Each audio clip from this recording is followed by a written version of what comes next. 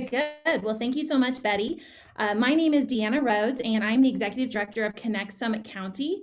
Our mission is to create a well-informed and stigma-free community with access to mental health resources for everyone. And if you're joining us you're about halfway through of our very first Utah State of Mind, our mental health symposium. And we're so excited about this particular panel being mental health and affordable housing. And as you can imagine, in a 1-hour conversation, we might not solve all the problems of the world, but we hope to have a really robust conversation. And we're so grateful first to the Park City Board of Realtors, who has sponsored this entire event. The Park City Board of Realtors Philanthropic Foundation. Without their support, we wouldn't be able to do all that we're doing right now. And so we're so grateful for them and their support and their help. And then I also just want to introduce our thought leader or our moderator for the day, Jeff Jones. And Jeff Jones has over 20 years of experience in economic development and land planning, and currently serves as the Economic Development and Housing Director for Summit County. And I have no doubt you're going to lead an incredible discussion for us. So if you're a participant, please remember to keep yourself on mute. If you have any questions, feel free to drop them in the chat. We may or may not get to them, but if we don't get to them today, maybe these are some questions that can help us in the future as well. So please feel free to engage in that chat. And with there, I'll let you take it away, Jeff. Thank you, Deanna. It's a pleasure to be with you and the rest of our panelists. I would like to begin by introducing our panelists.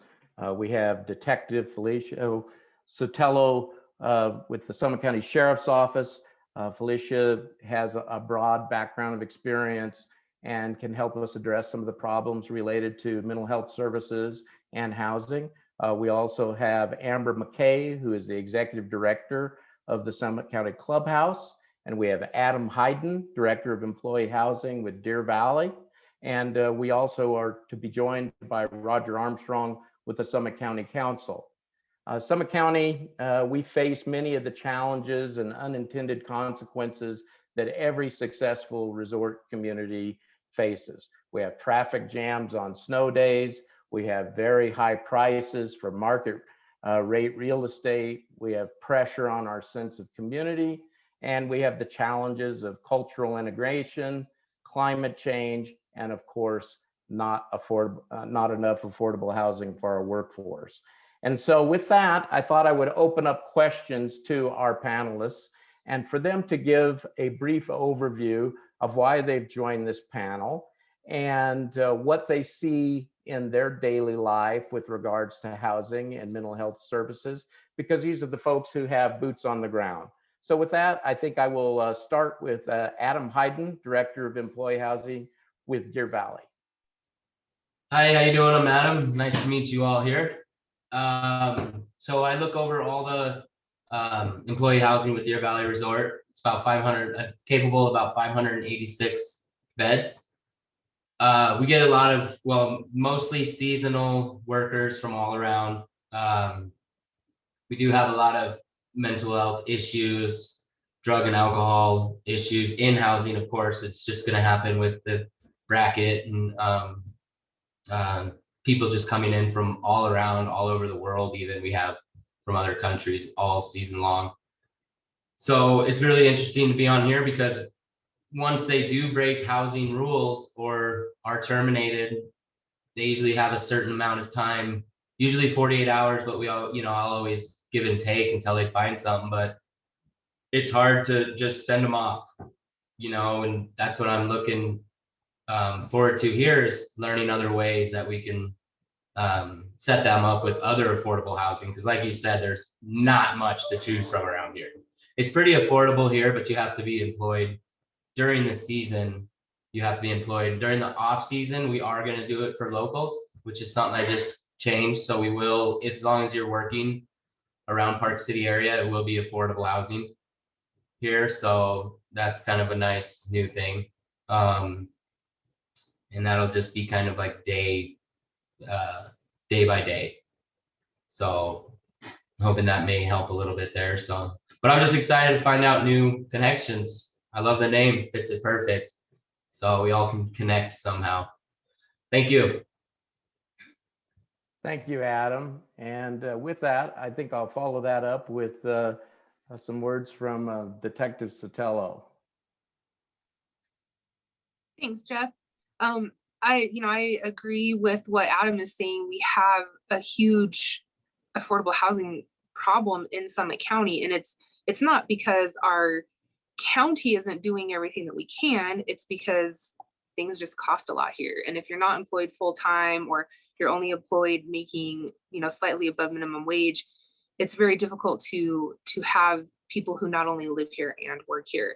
And you add substance abuse, mental health issues on top of that, and it becomes incredibly hard to hold down a job, especially if that job also provides you with housing like Deer Valley has and does. So I definitely think it's a big challenge in our community. Thank you very much. And Amber, with the Community Clubhouse, maybe you could share some of your experience as well. Absolutely. Thank you, first of all, for having me and Connect for holding this symposium. It's a really great opportunity to talk about some of the challenges that we face in our community. So I'm with Summit County Clubhouse, and we are a non-clinical supportive recovery-based organization for adults that live with mental illness. And we offer opportunities for employment, education. We try to connect with housing, and we offer access to other important community resources in a single, caring, and safe environment. We're one of 330 clubhouses around the world, and one of the biggest focuses that clubhouses have around the world is to help individuals, our members, is what we call them, obtain safe, decent, and affordable housing. It's so important that it's actually part of one of the core standards that we have that drive our evidence-based program. And has already been mentioned, helping someone obtain safe, decent, and affordable housing is a challenge here. And it's not just a challenge here, it's a challenge obviously across the country. Oftentimes a clubhouse will recognize this challenge and they'll work to create their own housing program, which usually includes purchasing apartments somewhere in the community for use by the clubhouse members. This isn't always a feasible option for clubhouses. As we know, obtaining housing is very expensive. So they rely on building relationships with housing programs in their respective communities. And for Summit County Clubhouse, first of all, we're a newer organization. So we're just learning what the housing resources are in the community. But we're too new to create our own housing program yet, where we actually obtain housing and place our members in that housing. And I say the word yet because that's definitely a long-term goal for us. But being able to help our homeless members obtain housing is really difficult. And I just kind of want to give a common scenario, something that we see. I've seen the staff of clubhouses all over the world and in our country have seen on a regular basis. So you get somebody who is a clubhouse member, or somebody that has been diagnosed with a mental illness, and they need a place to live. And a lot of times people that have a disability such as a mental illness are usually typically on Social Security. Across the nation, supplemental security income is, if people don't know this, $783 a month. That's not a lot of money. And Jeff had shared with this panel earlier that just to get an apartment, a shared room in this community is $988. So that's 126% of this person's monthly income, leaving nothing left over for basic living expenses such as food and clothing. So then this person decides that they need to apply for affordable housing because they can't afford market rent. But the waiting list for any affordable housing in Summit County is more than 2 years out. And unfortunately, that waiting list is even longer in Salt Lake. It's around 10 years if the housing authorities decide to open up those lists that have been kind of on suspension. And then you have to throw in, and I think Detective Felicia will probably talk a bit more about this, but you have to then consider individuals who have a criminal background or bad credit. And in our current housing climate, which is very competitive, they're less likely to be considered for housing because of those issues. Interestingly enough, last night on Channel 2, they did a story on individuals that are being turned down for affordable housing because they have things like tickets or they have like misdemeanor warrants, and that was happening down in Salt Lake. And so I was rummaging through the news last night and I saw this and I was like, oh my gosh, this is such an interesting thing that's happening as we discuss this panel today. But that's a reality. And then, so then this person is waiting for affordable housing lists to come up, and they're homeless and they have no place to go. And then what inevitably happens is symptoms of mental illness are usually worsened by the stress of being homeless. You know, in fact, I have a member of the Clubhouse right now who's been homeless since June. And he always talks about, if I don't get a good night's sleep, I am not functional. I don't do well. I'm going to slip into whatever mental health symptoms that happen for him. And he recognizes this good sleep versus bad sleep scenario in his mental health. Also, a statistic that has been shared is that 4th Street Clinic shared that 49% of homeless individuals experience a domestic violence compared to 2% of the general population. So being homeless is an extreme stressor for anybody. And then top it off with someone who may have a mental illness. It's a really tough situation. So finally, this individual who can't find housing, they can't afford it, you know, is overwhelmed, stressed, exhausted, and that can lead to crisis. And so they go to the hospital for mental health treatment. And when they're discharged, there's oftentimes no discharge plan. So they're discharged right back out into their same circumstances. And it creates this vicious cycle. And so that's what we're experiencing. And I've experienced with dozens of people, is this kind of no answer, no solution to our housing crisis and what we do in our community, which is why I love this conversation, because I think, you know, we're not going to solve the world's problems today when it comes to housing, that's for sure. But this conversation is so incredibly important to have, so we can start thinking about what changes we need to make so that this individual, the scenario that I just gave, is not something that's occurring on a regular basis. This is more of the exception than the norm, because unfortunately right now, this is more of the norm. So that's a little bit of what we're experiencing, and I appreciate the opportunity to share it. And I'm excited to talk a little bit today about some of those solutions and things that we can do to start changing the conversation about the disparity of homelessness and mental health. So thank you. Thank you very much, Amber. And last but not least, Councilmember Roger Armstrong. Roger, maybe you could share with us some of your views with regards to housing and mental health, and also just some of the challenges in general regarding developing increased amounts of affordable housing in Summit County. I'm just wondering why Jeffrey Jones smiled when he said last but not least. I'm not sure about that. You know, it's interesting to have the discussion, and I think that it's probably too simplified to talk about affordable housing. It's a box that once you open has a lot of smaller boxes inside. So we've got workforce housing. We've got housing for people that are transitioning, almost like halfway houses, and that may relate to mental health, it may relate to addiction recovery. We've got people that are seniors that need assisted living.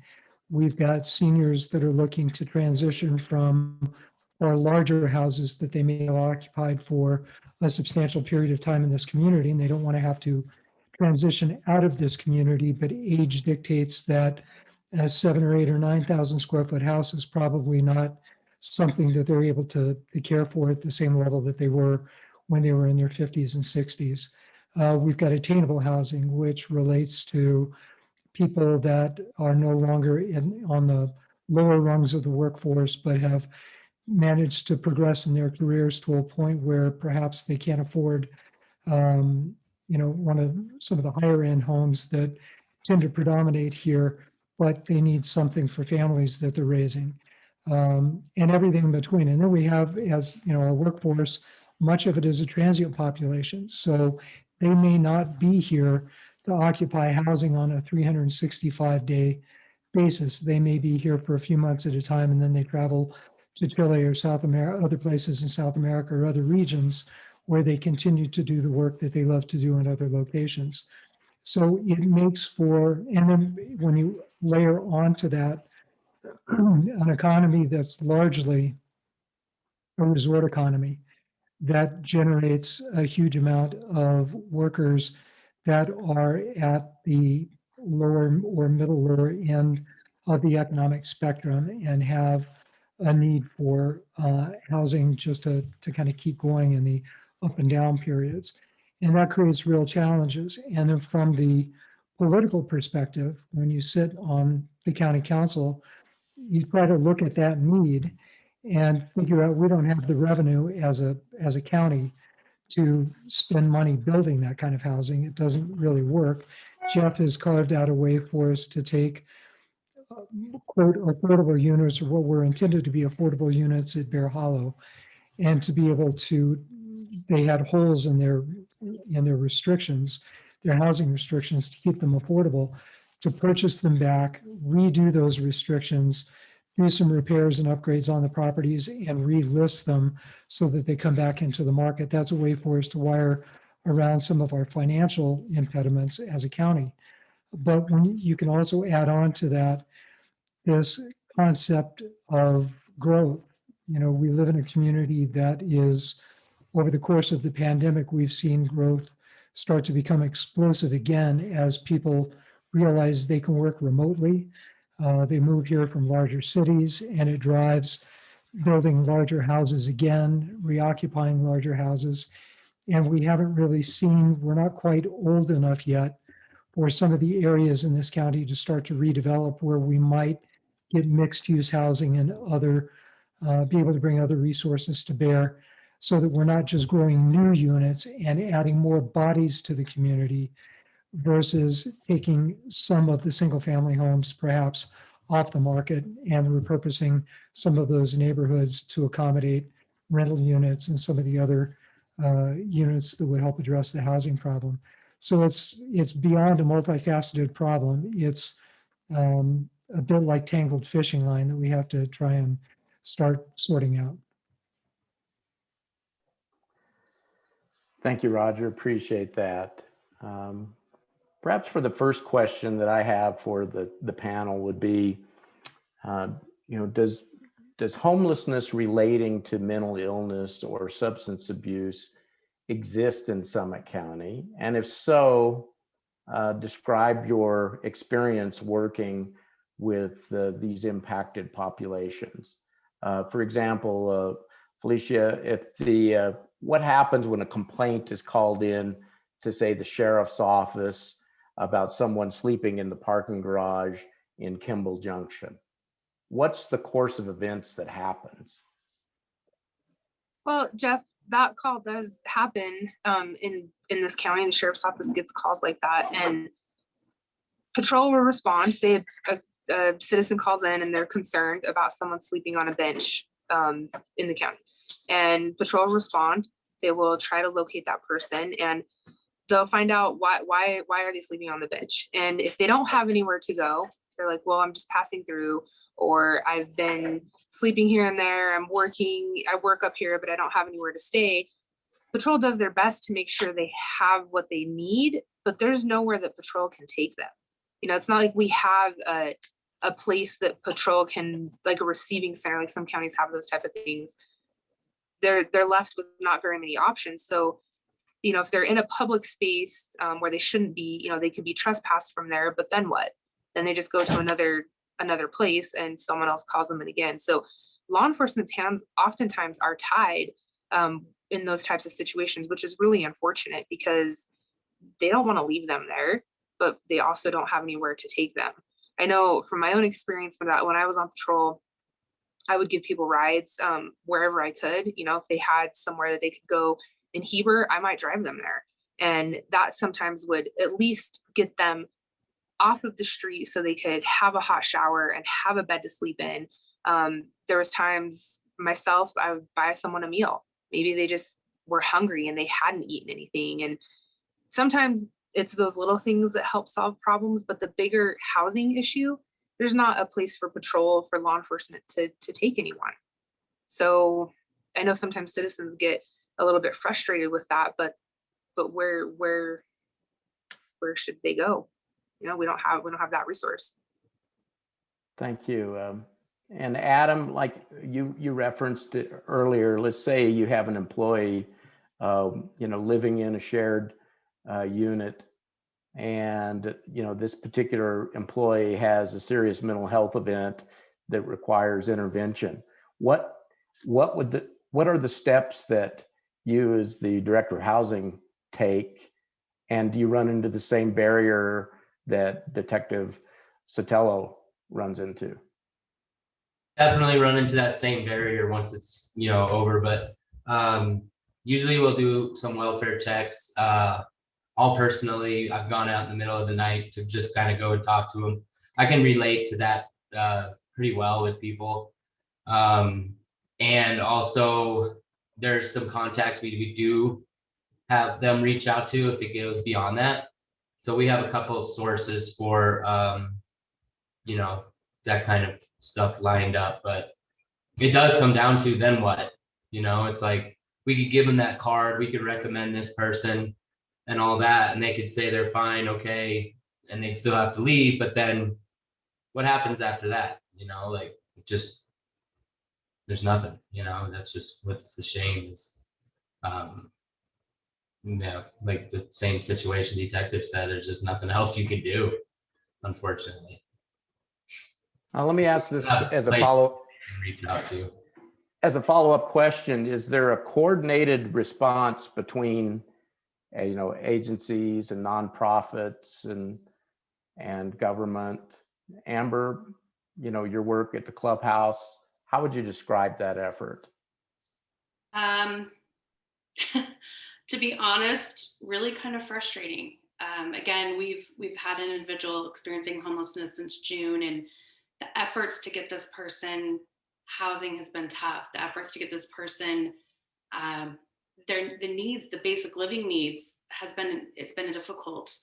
Wendy just put in the comments that she understands that a homeless person can go to the Christian Center of Park City and then they can get help getting them to the homeless shelter in Salt Lake. And I think that's wonderful, but I also think it's a Band-Aid. It's an absolute Band-Aid for what is going on in our community. And the one thing that I know with the members of the Clubhouse is they're there for a reason. They love Park City. They love this community, and they don't want to be at a homeless shelter somewhere else. They want to be in their community. And so trying to coordinate efforts, and I do need to say, to be fair, we have some incredible organizations in this community, Christian Center, Jewish Family Services, and us, and Connect, like everyone's there and willing and ready. But it comes back down to, again, there's nothing available. And the sad part for this person is he's working full time and he still can't afford a place. There's A, not a place he can afford.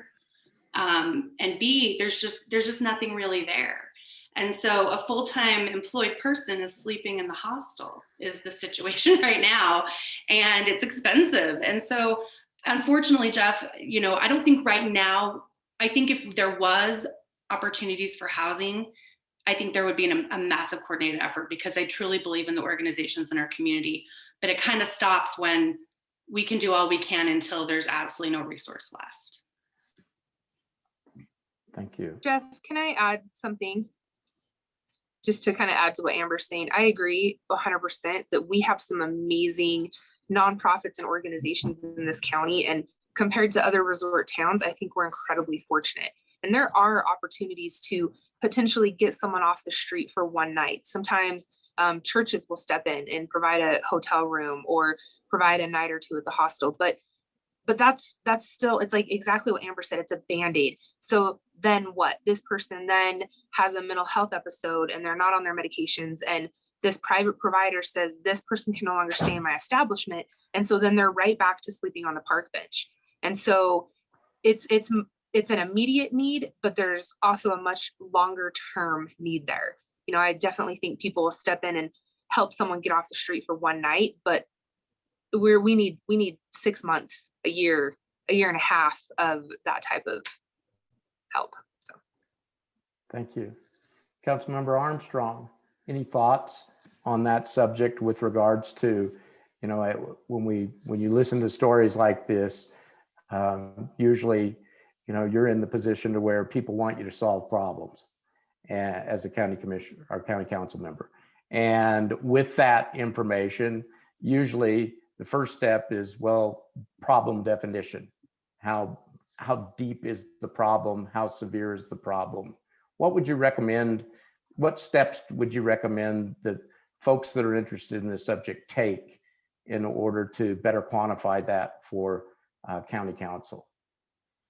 Again, you and I talked about this, at one point. homelessness, much like the affordable housing question, has different facets to it. I mean, I had a conversation with the governor probably 4 years ago with Governor Herbert about the need, if we're going to be dealing with addiction recovery, we can't have somebody coming out of a drug court experience or recovery facility and just being injected directly back into the environment that they came out of. Because once they fall back into that same group of friends and acquaintances and the same challenges that they were faced with before, often it triggers the same behaviors. And so you tend to see recidivism happening. So how do we address the housing and the employment, frankly, the employment part of that? And I think with homelessness, it's the same thing. We have homelessness that may be related to mental illness. We have homelessness that may be addiction related. There may be homelessness that's a result of employment. And each has a slightly different element to it in terms of what you can do. At the end of the day, though, it comes down to our facilities available. Land is extremely expensive here. There's probably not a great return if you're a land investor to build a facility that will take people in. Do we have our employers willing to help? If Deer Valley is employing a significant number of employees that wind up in the situation that you identified, Jeff, where there are multiple people sharing a room and one of them can't exist in that environment anymore and is on the street, is it up to the county? Is it up to the nonprofits, or is it up to the employer to help provide those safe harbors for those situations? There may be a need in the community that's unmet as a nonprofit need to provide some sort of shelter facility for people that are in need for a few nights at a time.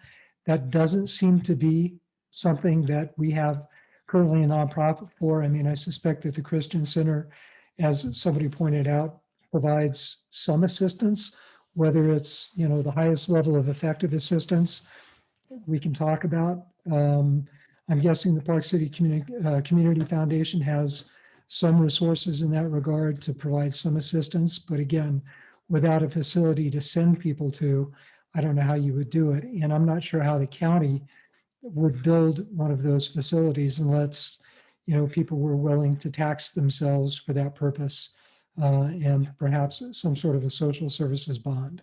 We haven't even, Amber and I'll step up and say, I was part of it. We confronted the classic not in my backyard complaints when we talked about the clubhouse. And anytime that you talk about any kind of a facility, I think that is going to be providing social services assistance on any kind of a residential basis. We saw that with Beehive Homes, for crying out loud, dealing with,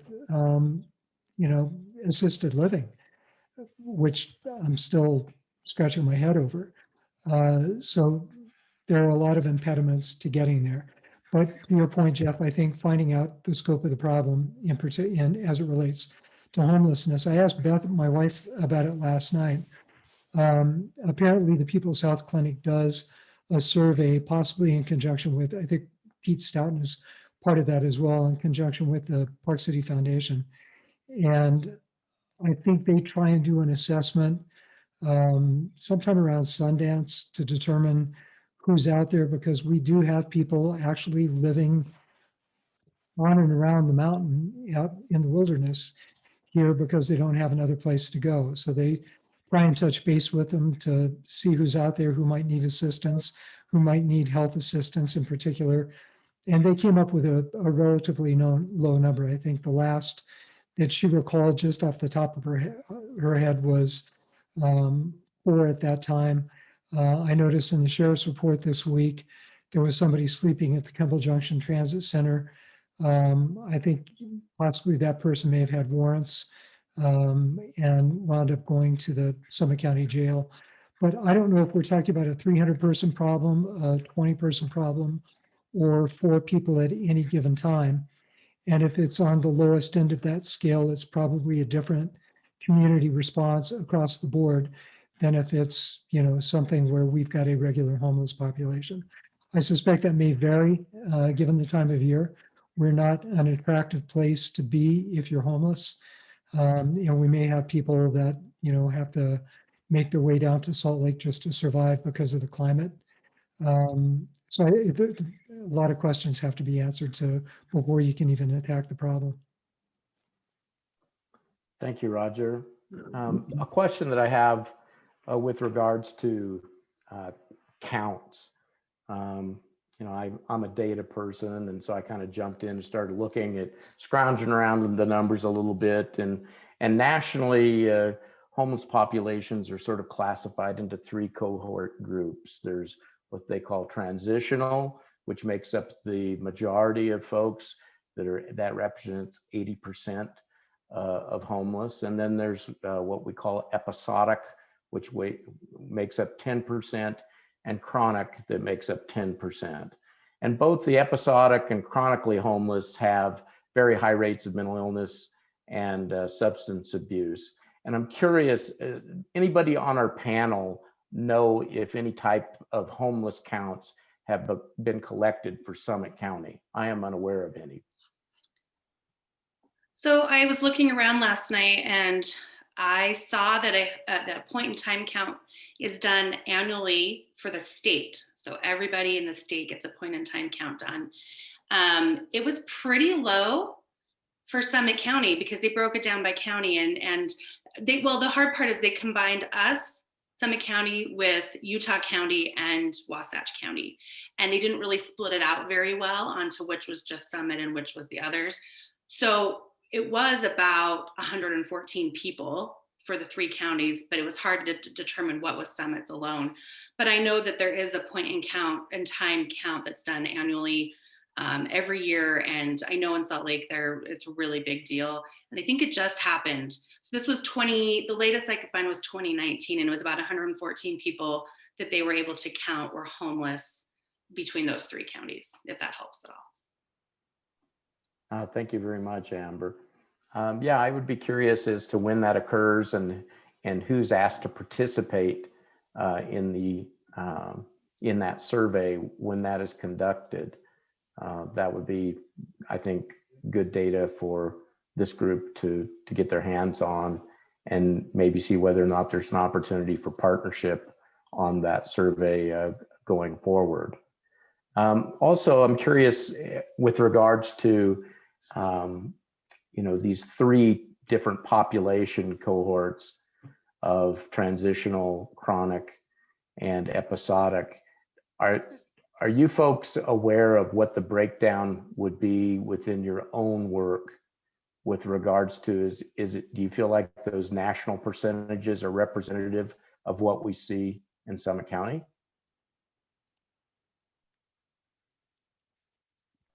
Maybe I'll just put that question out to Amber. Oh boy. In our line of work, I think a lot of it is episodic and transitional. There's not as much chronic.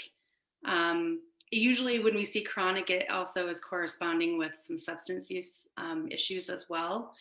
Mainly when we're seeing homelessness, it's because individuals have been discharged from the hospital to nothing.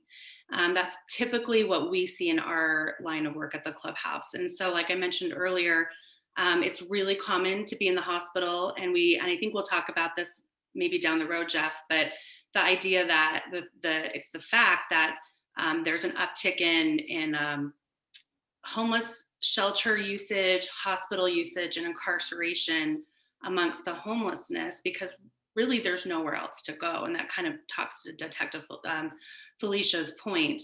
But we're seeing that individuals come out of the hospital with really not a very good discharge plan.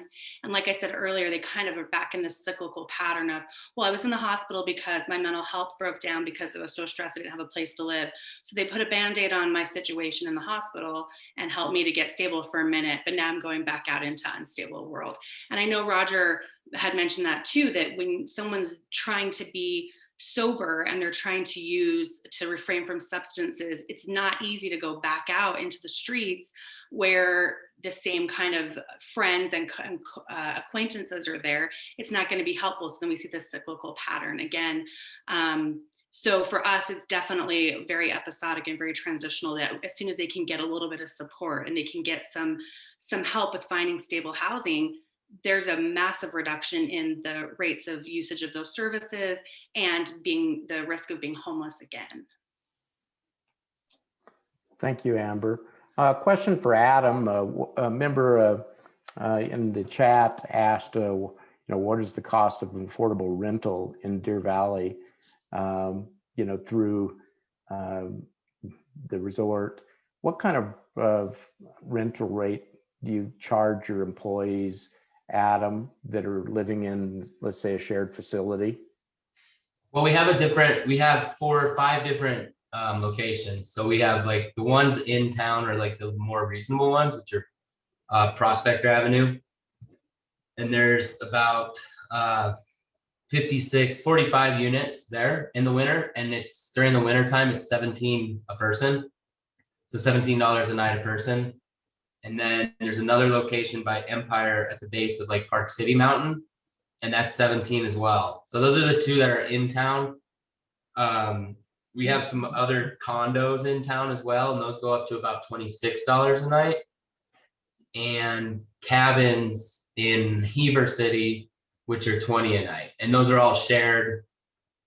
Right now during the pandemic, it's just 2 people per room, but in a normal season, it's about 3 to 4 people per room. So anywhere from $17 to $26 a night, depending on the accommodations. The ones in town for 17 are just your basic like dorm style living, but it's something, and it's pretty reasonable. And do you need more of those types of units, Adam? Would we use more? Yes. Oh, if it was around, yeah, absolutely. Because I mean, during the season, we fill up. I have waiting lists before November. I mean, if there was more housing, and there has been some housing that we're probably going to get a little bit more this season through Olympic Park. But other than that, I mean, we're always looking, especially now. I mean, because we're full, we fill fast, really fast. Thank And you. Jeff, I got to say, I mean, to addressing some of Adam's points, we've got the housing coming online at the canyons for workers in the canyons resorts. We've got 1,107 pillows there. And part of this discussion we have to include, if we're going to solve a housing problem in Summit County, and our goal is to make sure that we can house our workers in Summit County, and we have deed restrictions associated with those units as we have in the canyons that say you have to be employed in Summit County. If you lose your job, the risk is, and I've always said that this is the hole in that plan, if somebody loses their job, do they simultaneously lose their home? And what happens when that happens? And that's a difficult challenge. Now, you can solve some of that by adding, a time element. That if you're not reemployed with them, I think what we did is you look at their status maybe on an annual basis to determine so that they've got time to get reemployed. But how do you deal with not housing somebody else's workforce, if that's the goal, housing our own, and still making sure that we're not putting people out in the street if they can no longer be employed in our workforce? It's a challenge. That is hard.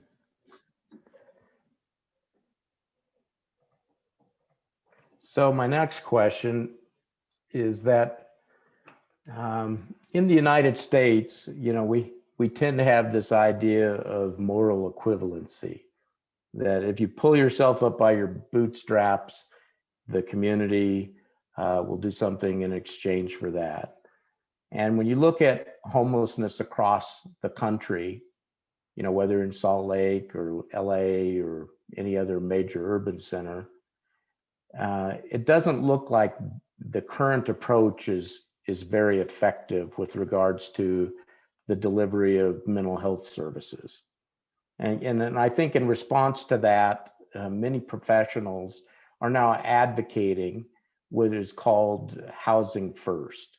And the Housing First model is basically where you agree to treat patients with mental health and substance abuse problems, but it doesn't require that that occur prior to getting a roof over someone's head. And based on your experience, those that work in law enforcement and deliver mental health services, do you agree or disagree with the Housing First approach? That's a pretty big topic. I think the Housing First approach, and I think there's a lot of different thoughts around it. Here's been my experience.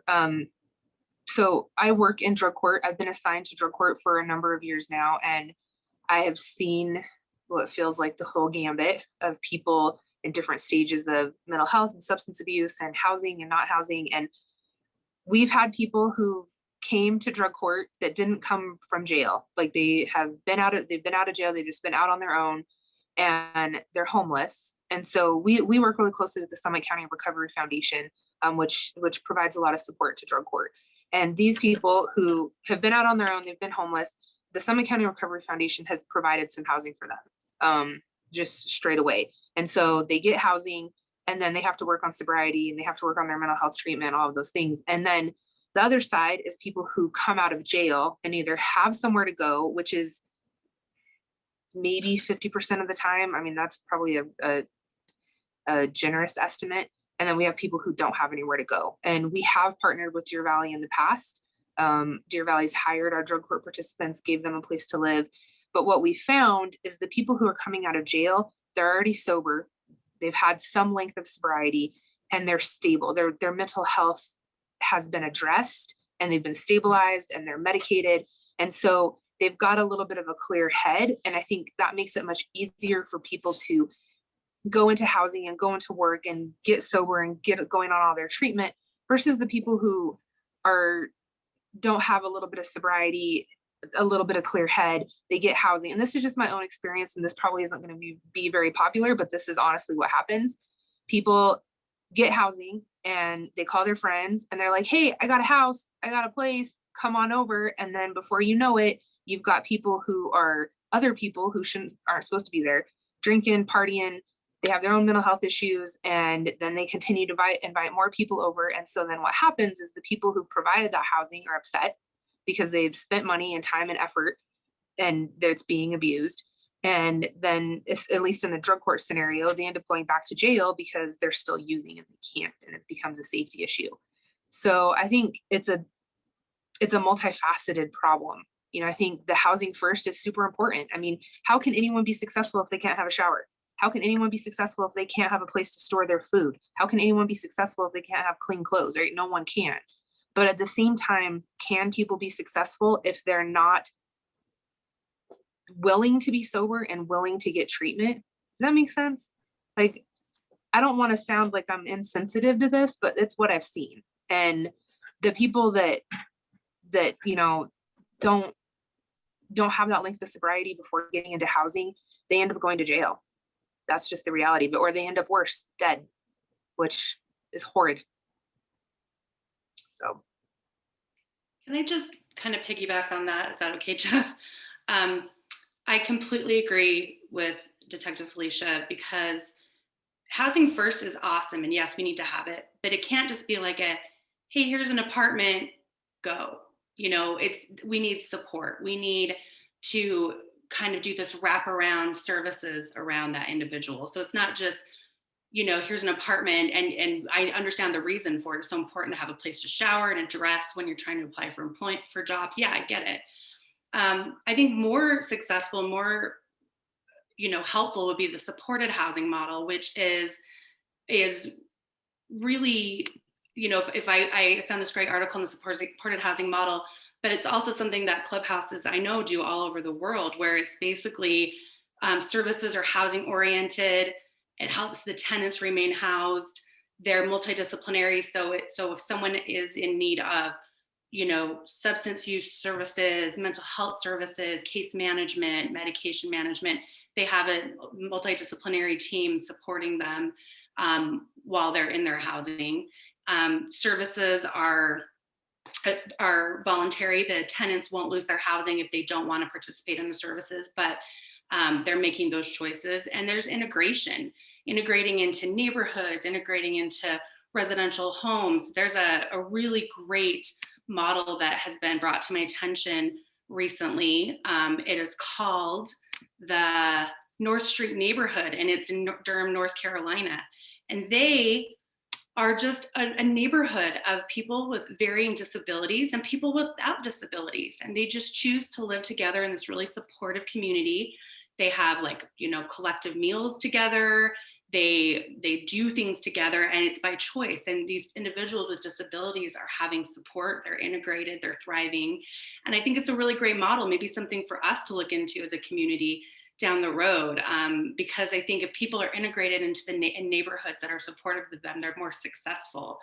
But I think it's not just about putting someone in housing, it's about putting someone into housing with the right supports so that they are successful, helping that individual get employment, helping that individual, maintain sobriety, is the key element, I think. And I've seen people be successful in supportive housing with those supports. Thank you, Amber. I visited a project like that in Kirkland, Washington several years ago, and I was impressed. It was a tax credit project, and the tax credit portion of the project was a mid-rise building, commercial, like on the bottom floor, and I think there was probably about 5 stories above the commercial, and there was also some underground parking.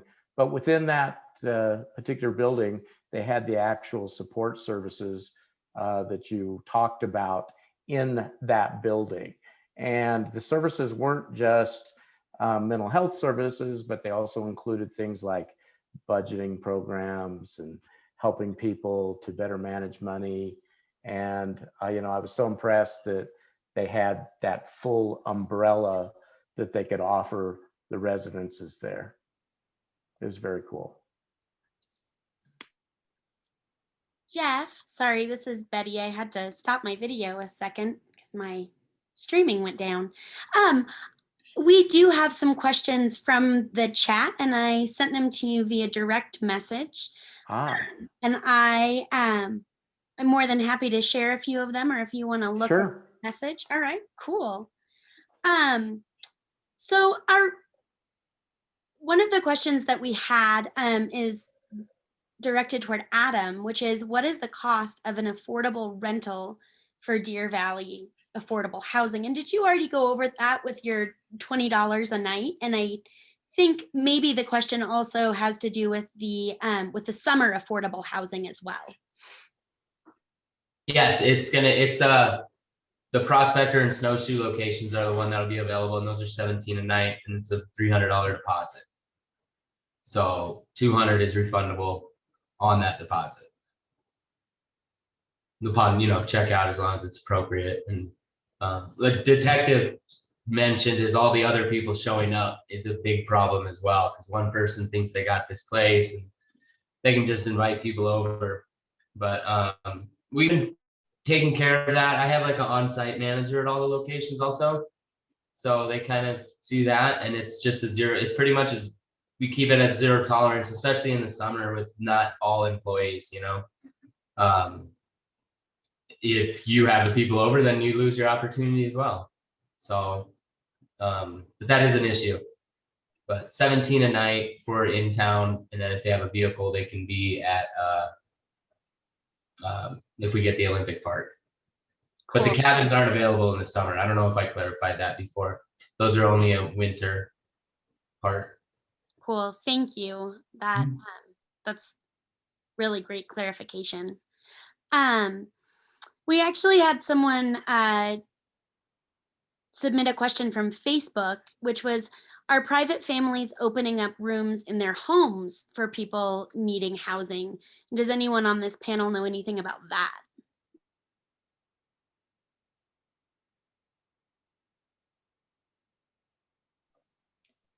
I know that when it comes to some of our international workers and students that come into the area under the cultural share programs, that people often open up their homes to that particular population.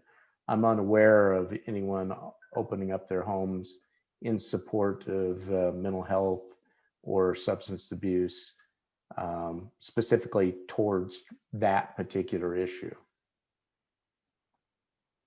I don't know Okay. whether it's gone away, but there used to be something called a roommate roundup every year before ski season, when people would get together and decide whether they had an extra room or some space for a worker coming in on a seasonal basis. I don't know if that's continued or not. I would just like to make a comment on that statement. I think there's a large portion of not only our population, but the nation's population that are dealing with their own substance abuse and mental health issues, either with themselves or with their loved ones. And so I think there's a lot of people that would be really willing to participate in something like that, but they're taking care of their families at the same time. So. Amazing. Another question that we got, Jeff, if you want me to keep going, do you want me to keep going? Okay. Yeah, please, let's try. We've got about 9 minutes left, so let's see if we can answer some of these questions. All right, cool. Are there any rapid rehousing programs in Summit County? Help with security deposit and first and last month's rent to help someone get moved into a place, usually housed with an agency like Community Action? Not through, say, Summit County. Well, that's not an area that we're engaged in, but there may be help and supports like that through the Christian Center or potentially the Community Foundation and some of the other nonprofits like Habitat for Humanity or Mountain Land Community Housing Trust. Can I just kind of tell you what we experienced? So we were given an amazing grant from the county, thank you, Roger, and the county council for COVID relief. And the grant was to go to exactly this, emergency funding. And this individual that I keep talking about that has been homeless since June, we were prepared to pay that deposit. We were prepared to pay that first and last month's rent. We're prepared to pay utilities, like whatever we needed to get this person set up. But again, the problem is, and maybe it's the season or the time of the year, there was literally nothing that individual could afford after we got it set up, so there was like, even working full time, there was nothing. And the other problem that came about is that individual did go and get connected with Community Action from Wasatch County, and they were more than happy to help pay the deposit. But they have I know it's really big in Summit County to just be like, hey, I've got a room for rent. I don't maybe own the house, but I've got a room here. You can come and be my roommate.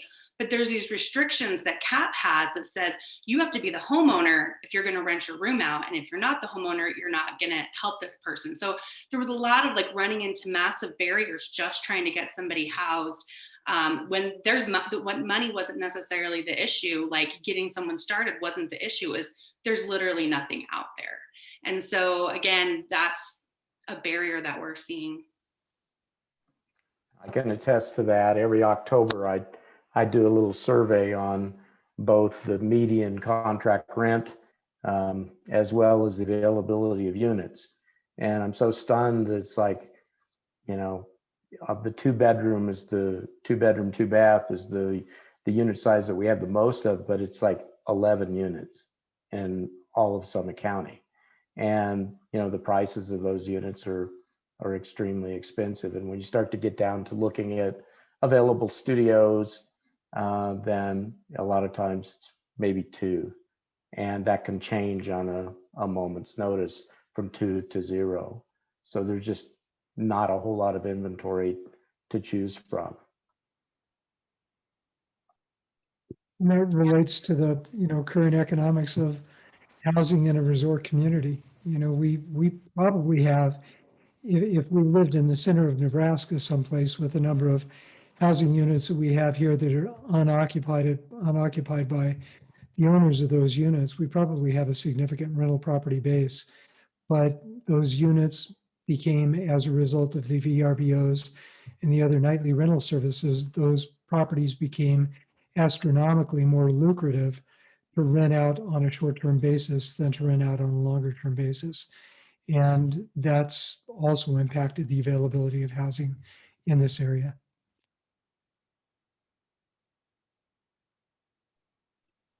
Wow, such a big conversation. I think, Jeff, what do you think? Do you think we have time for one more question? I think we have time for one more question, and then I would like to ask the panelists, like, next steps, just to briefly what they would like to see happen to close out this particular session. Okay, I thought this was a really interesting question. How critical of a priority is a comprehensive traffic plan throughout the county to get us in a position to solve these housing and mental health care issues? That's Jeff's area. Jeff, what are we doing on traffic? We've got transportation is hugely important to the Summit County Council. It's one of our strategic priorities. And you're probably aware that we're in the process of separating the Sotelo Basin Transit District from the Park City Transit District, and that will formally take place at the end of June. We've contracted with a company called VIA, which has deep experience providing transit services. And we're going to try and do things a little bit different. I mean, there will be areas of the county that will not have access to transit.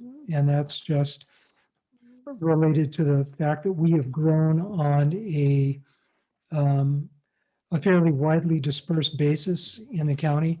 And it's just not practical to provide transit service to every single neighborhood. But we're going to try and be more efficient with our transit services, and we're going to try and expand them by going from larger buses that are running on fixed transit schedules to smaller vehicles that are more nimble, that can run on something approaching a more demand basis, which should be helpful. We're also going to start and have already started having conversations with Wasatch County to help create connectivity as a region, and that would include the east side, so the east side of Summit County and Wasatch County, and that's likely to help alleviate some of our issues as it relates to employee housing and some affordable housing. Once we can get some main transit lines, and particularly main transit lines that might be connected to facilities where people could leave their cars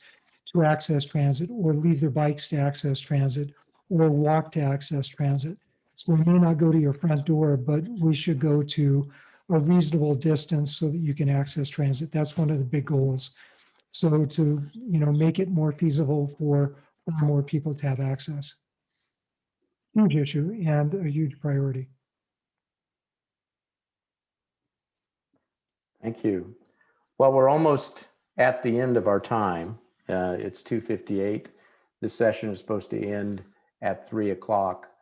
I would like to wrap things up from the perspective of a little bit about next steps. I think some of the things that have come out of this meeting is that housing, and particularly affordable housing, is a huge, complicated subject. I also think that, when it comes to things like getting reliable counts, we need to understand that better. We need to understand our market. And we also need to understand how we can better coordinate our efforts, our collective efforts to improve outcomes. And I think that there's also a need to, one of the questions that were submitted online, people suggested that, we don't leave this here, but that we look at establishing some type of a working group to talk about these issues and see where that might take us in the future. And with that, I would like to turn a little bit of time over just to anybody else on the panel that would like to offer any type of closing remark.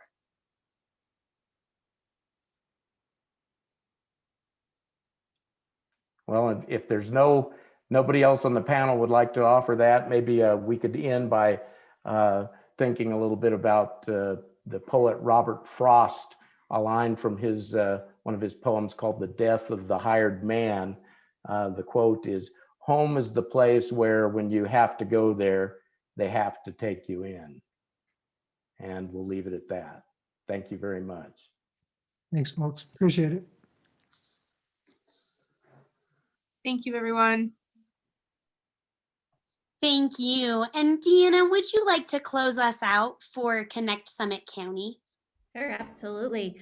Again, just an incredible conversation. And I appreciate all of the panelists as well as Jeff guiding such a great discussion, as well as all the information in the chat. I think everyone was really engaged and hopefully it did get us thinking a little bit. So just in extreme gratitude for the entire community for participating with us.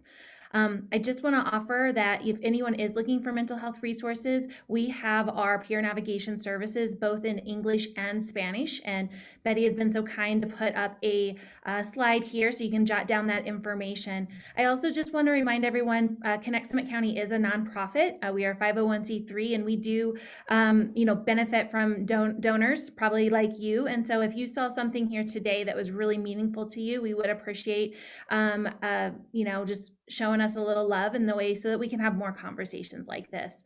And again, Betty has been really kind to put the donation link in the chat to make it really super easy for you. But just thank you. Your time and your engagement in this discussion is critical. And we really are grateful to be able to be the people's voice for mental health.